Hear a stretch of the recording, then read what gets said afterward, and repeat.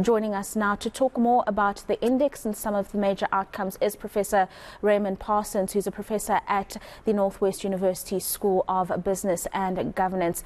Thank you very much for joining us this evening, Prof, if you can hear me. And I just maybe want to start with the positives. Very rarely over the last 2 years have we had any positives to speak about in South Africa when it comes to any kind of certainty. But what did the index show in terms of the positive factors that contribute to the easing that we saw in the quarter? Well, hi, and indeed good evening to you.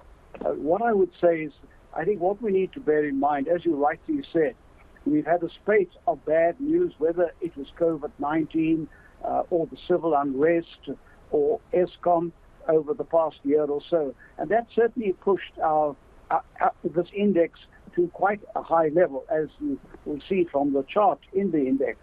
But in the last quarter, which we're talking about, there were more positive factors, partly because some of the negative factors have either declined or the markets have found a way that they can price them in. I would think that apart from the other positive factors, such as a better growth performance in the fourth quarter, perhaps the most dominant factor was the fact that at the ANC conference, there was the re-election of our President Ramaphosa as the President of the ANC. I think from the point of view of the business community and from the markets, that's what they were expecting and that's what they got. So now the question is, of course, that our good economics for the year will depend upon good politics from now on. So that's where we are now. And it's very interesting because in that period, you've just mentioned quite nicely that there were some strong positives to come through. But the big worry is still the energy crisis in the country. We did have Andre de Ruyter throw in the towel with that shock resignation of his, and also just the pressures on consumers when it comes to higher inflation and the like, those weighing on the index in some way. And I just want to get your thoughts on that weighing down and really just a short to medium term outlook thereafter. Well, I think, as you know, this is a quarterly index, and like many high frequency indices, it can change.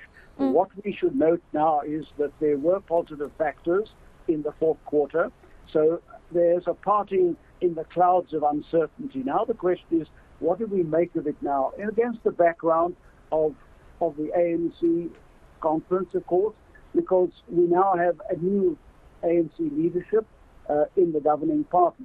And so now the important test is going to be in the next few months what does the new cabinet look like, because the issue's got to be upon implementation, and clearly there are some important judgment calls to be made about the new cabinet.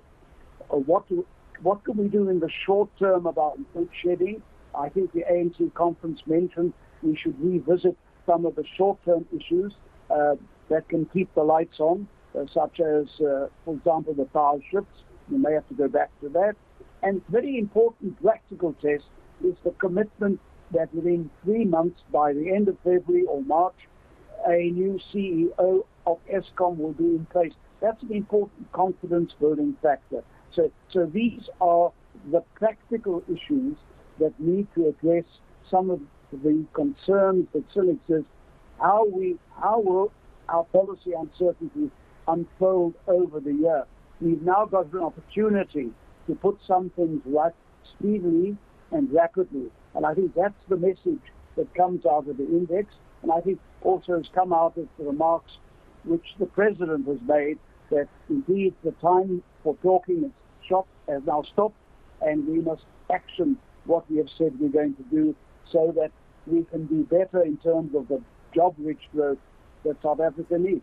Prof, how much did the Russian invasion weigh on the index in the fourth quarter? It is something that the world over is dealing with, particularly for South Africa. Was there a big weighting from that in terms of concerns around the Russian invasion and South Africa's participation or lack thereof in finding some kind of peaceful end? Well, indeed. I mean, we're a small, open economy. We're not going to escape some of the bad news that might emerge from the world economy this year. But I think our priority has to be not over those issues over which we have no control. We cannot do anything about what will happen in the world economy. We can adjust and we can offset it. What is important and what emerges from the index and from both the political and the economic debate of the past few days is we must focus on those factors over which we have control. And that means, firstly, we've got to fix ESCOM. We've got to send out a strong message that we're going to implement the key economic reforms in other areas of policy that are important to build investor confidence. That's what's important now, is I think to be seen, to be implementing what we've said we would do.